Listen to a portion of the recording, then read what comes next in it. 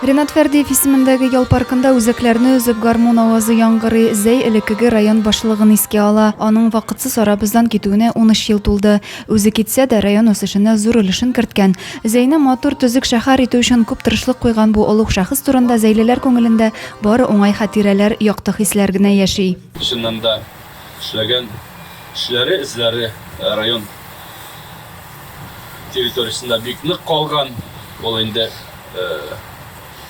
шын мәгънәсендә кешеләрне яратып, халыкны яратып, зәйебезне яратып, шушы төбәктә, шушы районда озак еллар хезмәт иткән кеше бит. 30 елга якын гомерен Зәй халкына хезмәткә багышлаган Ринат Фәрдиевне искә алырга район җитәкчелеге, предприятие, оешма җитәкчеләре, җәмәгатьчелек вәкилләре җыелды. Алар Ринат Шәйх улы турында хатирәләре белән уртаклаштылар. Истәлек билгесенә чәчәкләр куйдылар.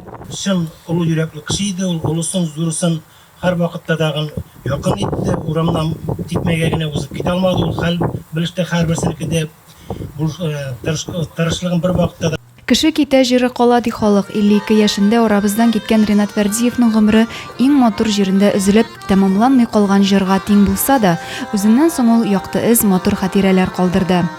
Адилә Бөрханова, Денис Ипатов, Зәй хәбәрләре.